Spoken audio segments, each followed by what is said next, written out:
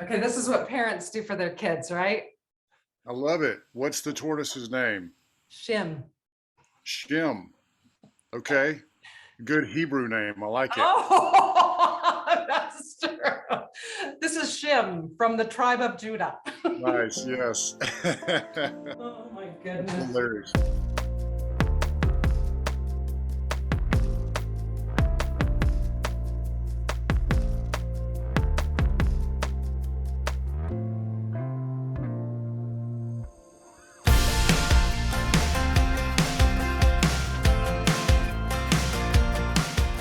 How are you?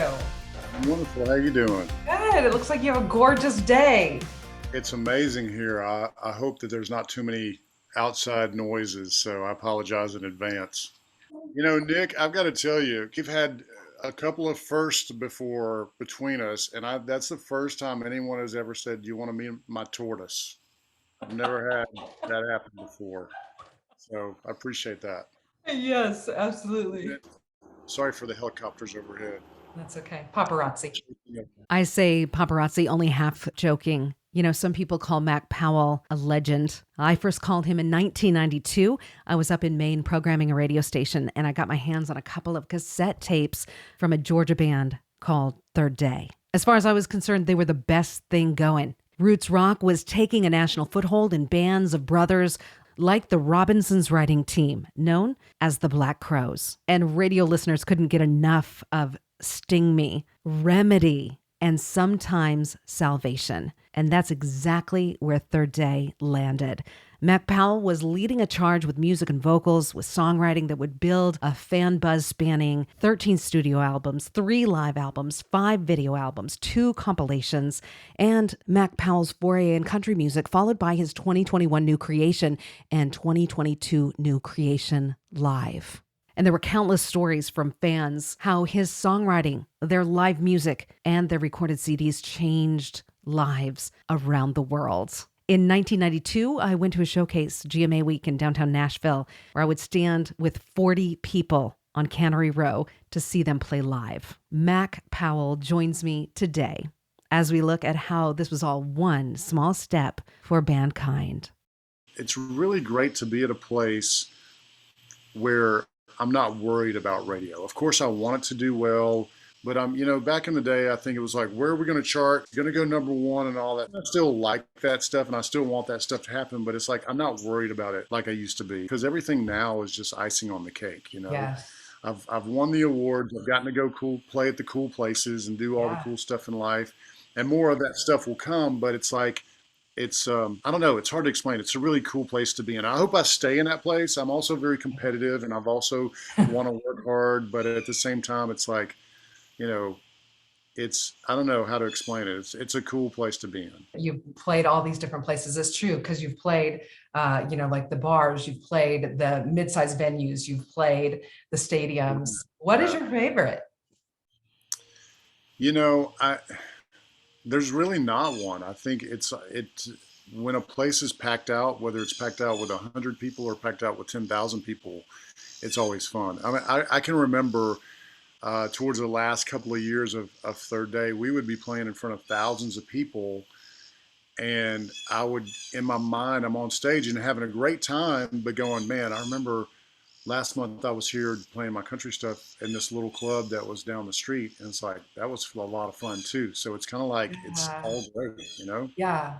I love that for you. And you were out with Stephen Curtis. How did that go? He's my favorite. He's an amazing man, great singer songwriter. But the guy you hope that he is, that you see and you hear his music and you hear him talk and you go, man, I hope he's really like that.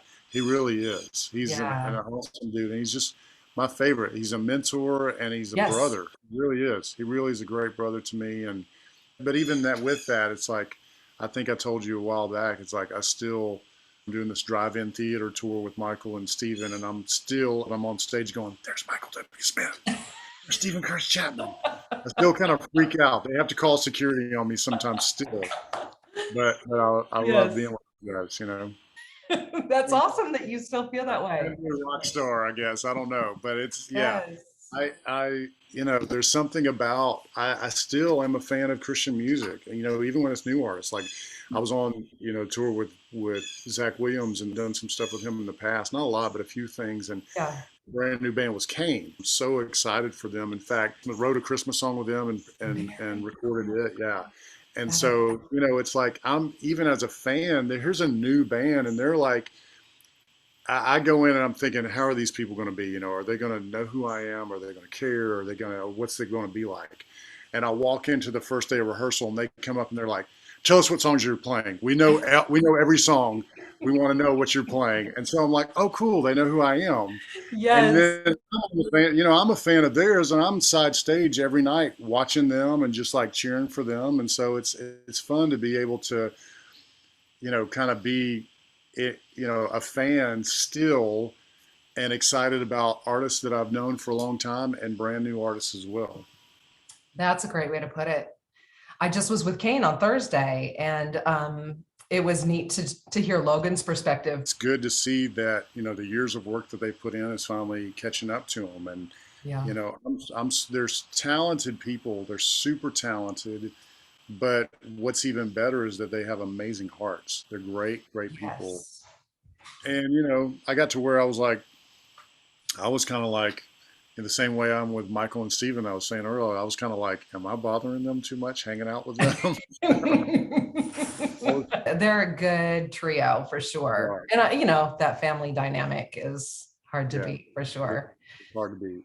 I Yeah. told him I got mad because when we did the Christmas song, I did a little trick, and at the end, because I had to record on the road by myself, and I sent them the tracks, and I was like, I made a little surprise for you guys at the end. So I was singing all these low Southern gospel harmonies to their stuff, That is and then awesome. it was kind of a joke, but Yeah. I did Yeah. it anyway.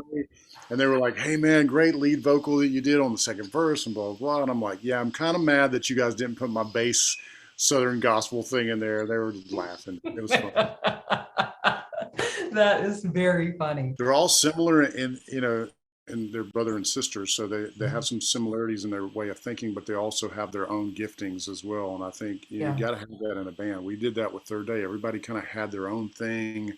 There were some similar things and thought process that we had, and yet everybody brings their own individual thing to it as well. And so it's you got to have that for a successful band, and Yeah. they definitely have it. Absolutely.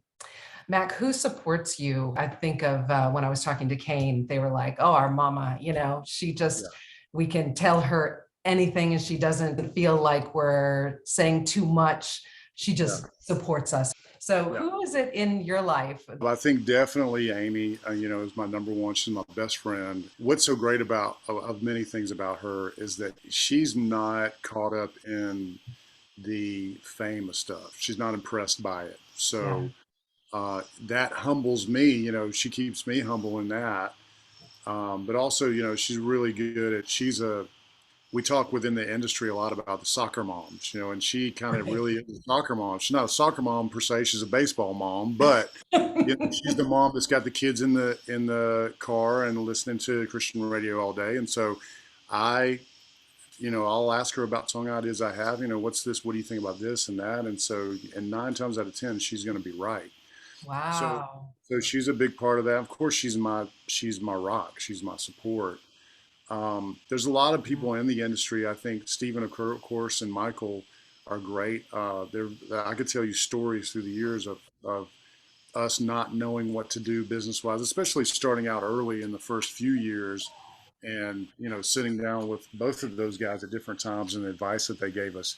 It's interesting. Toby is. We're not really super close, but we've known each other for a long time, and he's always the guy when I have a business thought, okay, do I do this? Do I do A or B? And I always call Toby to ask him about that. And usually what's funny is, and he jokes about it, is I usually don't do what he says. But it's because he has such a different way of looking at things. Yeah. In a way, it kind of knowing what he would do kind of affirms. I know this sounds weird. I don't mean in the sense I'm going to do the opposite of what he does, Yeah. but I think he has a different perspective than I do. And so I always love hearing that perspective. And so he's always like, I thought I told you to do this. I'm like, I know, but that's why I didn't do it, because we think in different ways. And That's so I not know, going to get you points with Toby Mac. right, right. I'm like, but it's totally, he knows that. He knows that when I'm calling him, he's like, you're going to do this, even though I think you should do this.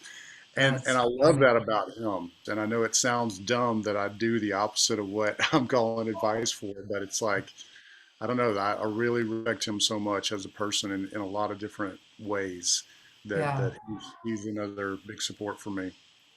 Yeah, I think, and I've said this to him before, and I've said this to and a lot of different folks. I have believed from the 90s when he and I used to fight at a mixing board, that he really is a mentor, because that's his gifting. I mean, he just mentorship. I just feel like, I've heard from different people all along the way that he's released things in people that they didn't realize. And I was like, that's that mentorship, that's that mentor in him. Um, Yeah. but it's funny that you say that. I generally, just because of our history together, do take his advice. Hey, you know So what? But it works. It works. it does. It's genuine for sure.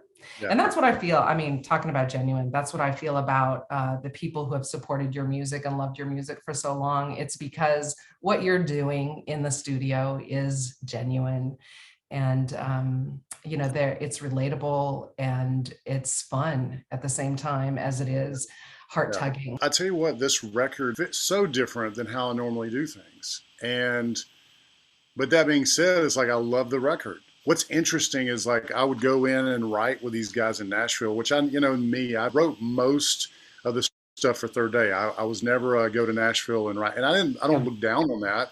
It was Yeah. just there were already five of us at one time, and then four of us in the band. There was already enough percentages being split. We didn't have room to Mhm. bring in somebody else. Mhm. Mhm. And so we just didn't do that. And there was a bit of us that was kind of like us against the world. It's kind of like, we're going to make our music. We're going to, Yeah. if we have to have a hit by writing it with someone else, we don't want it. We want our songs. And so there was a little bit of this like hard headedness with it too.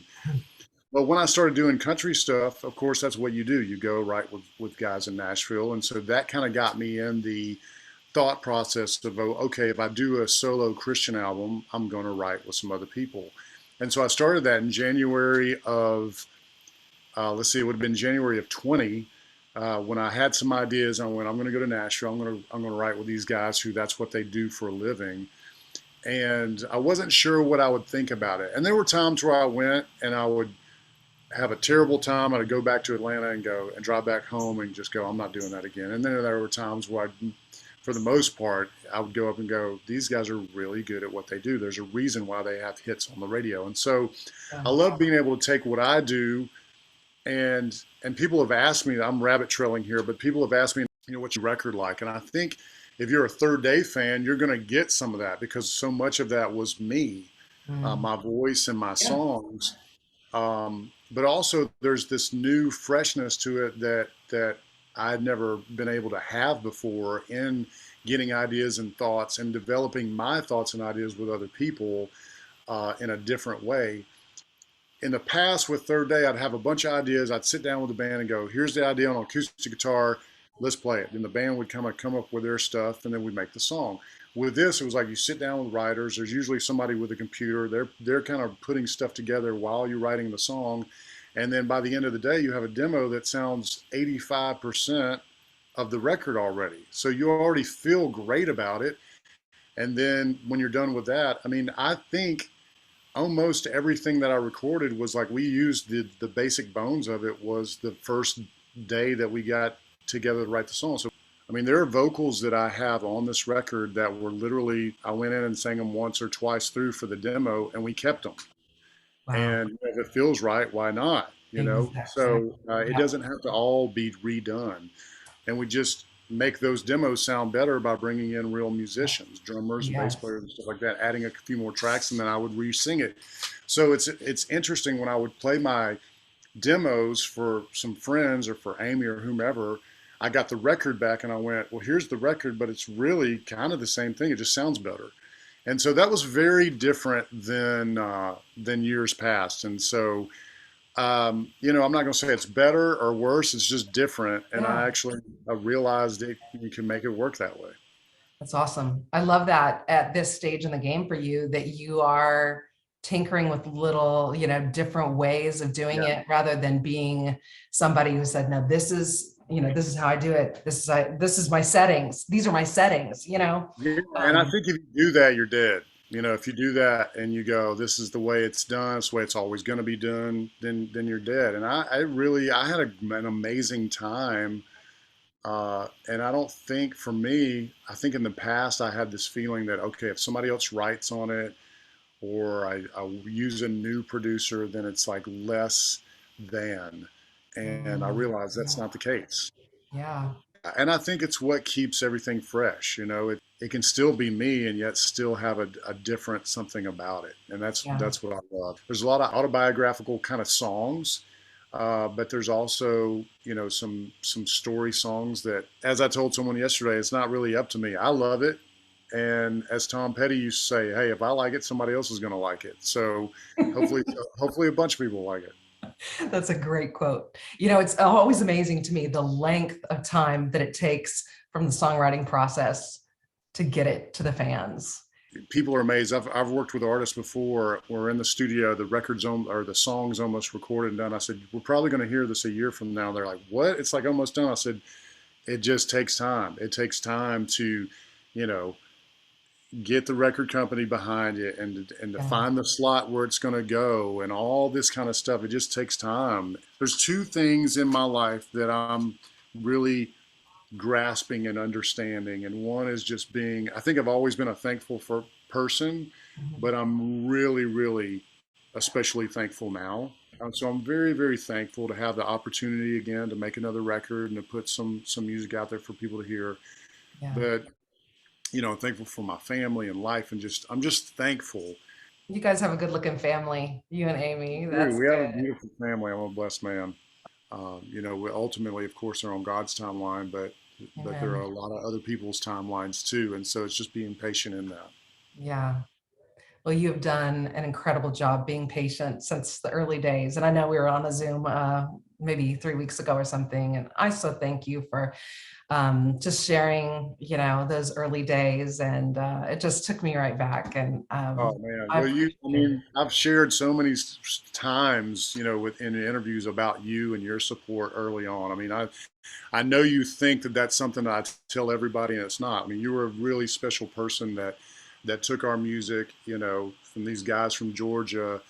That I don't even know how you got the music, and you got it and you were playing it, and that to me was when you called me, and I'm like, how is this happening? And that was like a little, a little, what's the word? Just kind of this nudge from God going, I've got bigger things for you than just staying in your hometown. So, Yeah. so Mm, I'll always remember that, and thank you for that. that's amazing. I'm looking forward to what's coming up. Yeah, thanks. And we're loving River of Light and just such a fun track. Every time it comes on, I'm cranking it in my own car. Yeah, I'm the music director. I'm cranking this in my own car. I love So, it. Thank you. Thanks for saying so that. well, thank you so much for spending time with us. And so we'll see you next time. I love the name, by the way. That's a cool name. Bandkind. Yeah, the slogan is one small step for Bandkind. I love it. That's great. So it's going to Cool. be cool. All right, have a good one. Bye. See you, Mac.